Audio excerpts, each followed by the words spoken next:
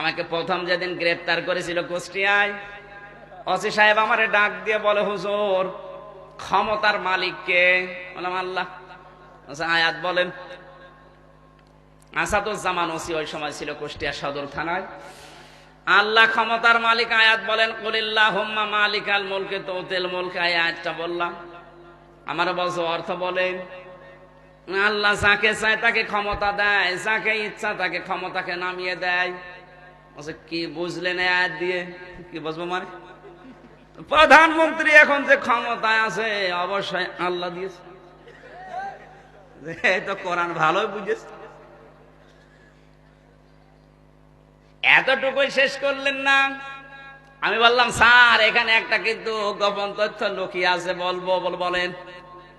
বিয়াদিহিল মুলক দেওয়ার পরে আল্লাহ কুলিল্লাহুম্মা মালিকাল মুলকি তুতিল মুলকা মান তাশা ওয়া তানজিউল মুলকা মিম্মান তাশা। এই যে ওয়া তুইজ্জু মান তাশা ওয়া তুদিল্লু মান তাশা বিয়াদিকাল খায়র দিয়েছেন। আল্লাহ যাকে ইচ্ছা ক্ষমতা দেয়, যাকে ইচ্ছা ক্ষমতা থেকে নামিয়ে দেয়। এতটুকু শেষ করে দেননি। এই আয়াতের পরবর্তী শব্দই হচ্ছে যাকে ইচ্ছা সম্মান দেন, যাকে ইচ্ছা অপমান করেন। স্যার এখানে কিন্তু ক্ষমতা দিলেই তাকে সম্মান দেওয়া হয় এ কথা নেই। কারণ পৃথিবী চাক্ষুষ প্রমাণ, অনেককে ক্ষমতার চেয়ারে বসে আল্লাহ জোতা পিটা খাওয়িয়েছে। তার বাস্তব প্রমাণ বুশ। ক্ষমতার মালিক আসলে কে? কিন্তু সম্মান ক্ষমতা পেলেই পাওয়া যাবে এটা ঠিক না, এটা কোরআনের কথা না। পৃথিবীর হাজারো মানুষকে দেখবেন ক্ষমতা নেই কিন্তু তার সম্মান দিয়েছেন আল্লাহ। যেমন পৃথিবীতে এখন আলেমরা, হয়তো তার ক্ষমতা নেই কিন্তু তাদের সম্মান, ওটা আপনি টাকা পয়সা দিয়ে কিনতে পারবেন না। বিয়াদিহিল মুলকি আয়াতটা যদি কেউ মন দিয়ে পড়ে, আমার মনে হয় ওর ভেতর থেকে যত অহংকার এই মুহূর্তে বের হয়ে যাওয়ার কথা যদি বুঝে পড়ে। ক্ষমতার মালিক কে? এটা যদি মন থেকে আপনি বলেন ক্ষমতার মালিক আল্লাহ, আপনার দ্বারা অন্তত কোন উল্টা পাল্টা কাজ দুনিয়াতে হওয়া সম্ভব না। কত বড় ক্ষমতার মালিক আল্লাহ! এই যে রক্তের ভেতরে আপনার 5 প্রকার ক্যান্সার এখন ধরা পড়ছে, আমার আল্লাহ বলেন আমি যদি 1 প্রকার লাগিয়ে দেই, 14 বংশ বিক্রি করে একটা ঔষধের পয়সা হবে না। মস্তানি করো। আমি তামিলনাড়ু গিয়েছিলাম, সিলেটের এক ভাই দেখা, বললাম ভাই আপনি কতদিন আছেন? বলছে 13 মাস। কি হয়েছে আপনার? পায়ের নিচে একটা ফুসকুড়ি হয়েছিল। ঢাকাতে দেখালাম, ডাক্তার বলছে অসুবিধা নেই, 1 বছর পরে দেখি না ভালো হয় না, আরো মোটা হয়। এই ভারতের তামিলনাড়ুতে আজ 13 মাস 1,31,00,000 টাকা আমার চলে গেছে। গতকাল রিপোর্ট দিয়েছে ডাক্তার যে রক্তের ভেতরে 5 প্রকার ক্যান্সার হয়, আমার 1 প্রকার হয়েছে, আমি নাকি আর বাঁচবো না। ক্যান্সার হয় কেন, এর থিওরি কি দিয়েছে ডাক্তার? কম্পিউটার থেকে যেগুলো দিয়েছিল রিপোর্ট আমাকে দেখালো, দেখলাম প্রথমেই কোরআনের একটা আয়াত লেখা,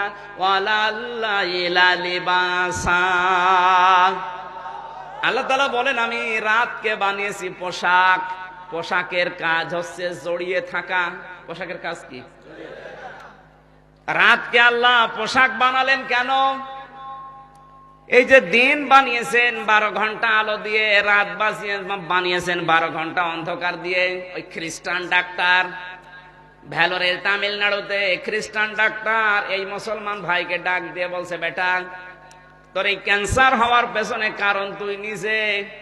কারণ মানুষের এই যে চামড়া ভেদ করে রক্তের ভেতরে 5 প্রকার ক্যান্সারের প্রথম নাম্বারে যেটার একটা নাম দেখলাম ওখানে ইংরেজিতে লেখা আছে, প্রথমে এটা হওয়ার কারণ হচ্ছে এই শরীরের ভেতরে আমার আল্লাহ মেলাটোনিন নামে একটা ঔষধ বানিয়েছে, যেটা মাথার পেছন সাইড দিয়ে গ্ল্যান্ড দিয়ে বের হয় রাতের বেলা, যখন মানুষ অন্ধকারের সাথে মিশে ঘুমায়। আল্লাহ কি বলেছিলেন? ওয়ালাল্লাইলা, রাত বানিয়েছি পোশাক। পোশাকের কাজ মানুষের সাথে জড়িয়ে থাকা। রাত তো অন্ধকার, আপনি অন্ধকারের সাথে জড়িয়ে মিশিয়ে ঘুমাবেন। দিনের বেলায় তো সারাদিন আলোর ভেতরে কাজ করেন, রাতের বেলা অন্ধকার করে না ঘুমিয়ে মোবাইলের আলো, ফেসবুকের আলো, কম্পিউটারের আলো, টেলিভিশনের আলো, এমনকি ডিম লাইট জ্বালিয়ে ঘুমান। ওই লোকটা বলছে ডাক্তার আপনি যা বলেন সব মিলে গেছে। এই লোকটা আমারে বলছে, এই যে রিপোর্টের প্রথম নম্বরে আয়াতটা দেওয়ার পরে খ্রিস্টান ডাক্তার আমাকে বলেছে মানুষের মাথার ভেতরে 5টা জিনিস আছে। কয়টা? এই পেছন দিকে মেলাটোনিন নামে একটা ঔষধ, রাতের বেলা আল্লাহ ওটা বের করে দেয় যখন আপনি অন্ধকারের সাথে মিশে ঘুমাবেন। বিজ্ঞান এখন বলেছে ওষুধের অনেক দাম এই ওষুধটার। এটা যখন যত তাড়াতাড়ি বের হয়ে রক্তের সাথে মিশে যায়, মানুষকে আল্লাহ ক্যান্সার থেকে বাঁচিয়ে দেয়। এই লোকটা যেহেতু দিনের বেলায় আলোতে ছিল, রাতের বেলাতেও আলোতে ছিল, ওটা তো বের হতে পারে না, এই জন্য ওরা ক্যান্সারে আক্রান্ত হয়েছে। তা আপনাকে এরকম ক্যান্সার লাগিয়ে দিতে আল্লাহর কি 10 বছর সময় লাগবে? বিয়াদিহিল মুলক, রাজত্বের মালিক, ক্ষমতার মালিক আল্লাহ। আপনি লাফালাফি করেন কি নিয়ে? একটু যদি চিন্তা করে আল্লাহর কোরআনের এই আয়াতটা পড়ে, ওর ভেতর থেকে যত আমিত্ব, অহংকার, রিয়া, হিংসা, লোভ সব বের হয়ে যাবে। তো পড়েই না। বলতে বলতে আল্লাহু আলা কুল্লি শাইইন কাদির দিয়েছেন, শুধুমাত্র তোর জীবনের উপরে না, যত কিছু আছে দুনিয়া আখিরাতে সব কিছুর উপরে আমি আল্লাহর পাওয়ার চলে। কার? আরো জোরে বলেন। এই পৃথিবীর তুলনায় আল্লাহর বড় বড় কত সৃষ্টি আছে। আমি একটু উদাহরণ দেই। এই যে বাংলাদেশ 64টা জেলা নিয়ে এটা বানানো। কয়টা? তার ভেতরে লক্ষ্মীপুর মাত্র একটা জেলা। এই জেলার চাইতে কত বড় বড় জেলা বাংলাদেশে আছে, তার তুলনায় লক্ষ্মীপুর খুব বড় জেলা না, একেবারে ছোট জেলা মনে করেন। এ জেলায় কতগুলো থানা আছে, তার ভেতরে এই রায়পুর একটা থানা। এই রায়পুরে হাজারো গ্রাম আছে, এর ভেতরে হায়দারগঞ্জ একটা গ্রাম। এই গ্রামে হাজার হাজার বিঘা জমি আছে, তার ভেতরে এইটা একটা জমিন। এই জমিনে হাজারো মানুষ আছে, তার ভেতরে আপনি একজন। শুধুমাত্র বাংলাদেশের এই এরিয়ার তুলনায় আপনি যেখানে বসে আছেন, আপনি কি বলেন? কিছুই না। তারপর এই বাংলাদেশের 64টা জেলার তুলনায় ভারত এই বাংলাদেশের চাইতে 29 ডবল। কত?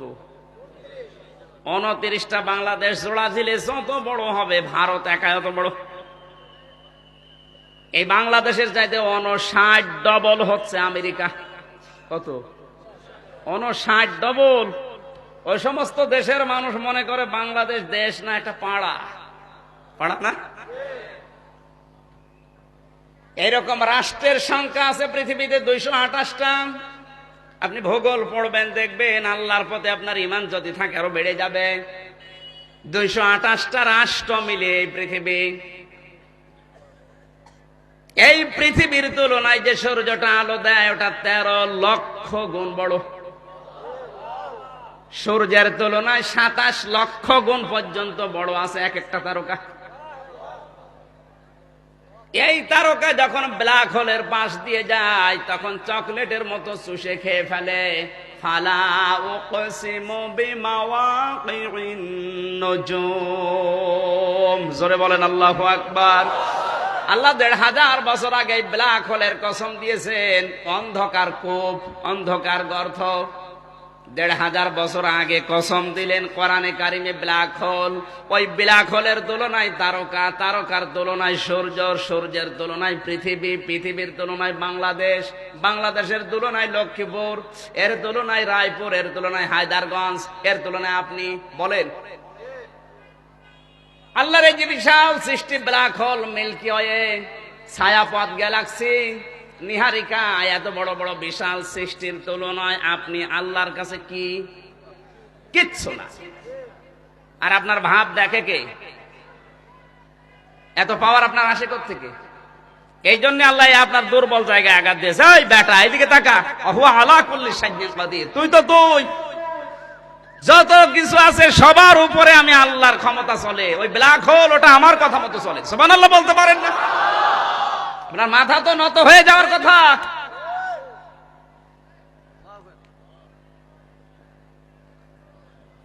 আল্লাহ রাব্বুল আলামিন শুধু ক্ষমতায় নিজের হাতে রাখেননি, তার যে ক্ষমতার বন্টন গুলো মানব দেহের ভেতরে। আমি একটা বিষয় পরে 12টা বিষয় পরীক্ষা করে একটা বলছি। এই যে পিত্তিথলিতে যে রসগুলো পড়ে, আপনার খাবারগুলো যখন জমাট বাঁধার পর যখন হজম হওয়ার জন্য ওখানে রস দরকার হয়, আল্লাহ রাব্বুল আলামিন কোরআনে কারিমে শয়তানের প্রায় 11টা পর্যন্ত চরিত্র দিয়েছেন। শয়তানের 1 নাম্বার চরিত্র হচ্ছে শয়তান হচ্ছে অপচয়কারী। ইন্নাল মুবাদ্দিরিনা কানু ইখওয়ানাশ শায়াতিন ওয়া কানা আশ-শাইতানু লিরাব্বিহি কাফুরা। শয়তান কি? কথা বলা লাগবে। আল্লাহ পাক যদি কোনো বিষয় অপচয় করে তাহলে তো এই আয়াত বলা তার দ্বারা ঠিক হয়নি। আল্লাহ যে অপচয় করেন না, তার মানব দেহের ভেতরে 12টার আমি একটা বলছি। একটা হচ্ছে এই মানুষের খাবারগুলো হজম হওয়ার জন্য পিত্তথলির রস দরকার। বিজ্ঞান এখন জানিয়েছে, আল্লাহ এই আয়াতের ব্যাখ্যায় আছে আধুনিক তাফসিরে, আল্লাহ রাব্বুল আলামিন মানুষের পেটের ভেতরে এই যে রসটা, এটা দামি রস, এটার দ্বারাই খাবার হজম হয়। যখন আপনি খাবারগুলো পেটের ভেতরে হজম করার জন্য ওই রসগুলো থলি থলি পড়তে থাকে, যখন খাবার হজম হয়ে যায় আস্তে করে অটোমেটিক ওটা বন্ধ হয়ে যায়। আবার যখন খাবার আপনি খাবেন ওটা অটোমেটিক চালু হয়ে যায়। আল্লাহ পাক যদি ওটা একেবারে ডাইরেক্ট করে দিত, রস পড়তেই থাকতো, অপচয়ের শামিল হতো, আল্লাহর নিজের কথার সাথে কাজের মিল থাকতো না। আল্লাহ পাক যে কত বড় পাওয়ারের মালিক আর ওর বন্টনের সঠিক বন্টনের মালিক, আমি শুধু এই 12টার ভেতরে একটা বললাম। মাথা নত হয়ে যাবে যদি আপনার বিবেক থাকে।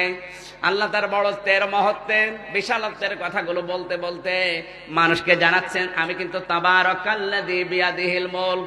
তাবারাকার শব্দ এই জন্য আল্লাহ ব্যবহার করেন, পৃথিবীতে মানুষ যত রকমের দোষ আল্লাহকে দিতে পারে, সব দোষ থেকে আমার আল্লাহ পবিত্র, মুক্ত। জোরে বলুন সুবহানাল্লাহ। আল্লাহ তার বিশালত্বের, মহত্বের, বড়ত্বের কথাগুলো বলতে বলতে হঠাৎ আলোচনার লাইন তিনি কেটে দিয়েছেন। এবার আমাদের জীবনের দিকে আল্লাহ তাআলা তার বিশালত্বের, বড়ত্বের, মহত্বের কথা বলতে বলতে এবার আমাদের জীবনের দিকে ইঙ্গিত দিয়েছেন।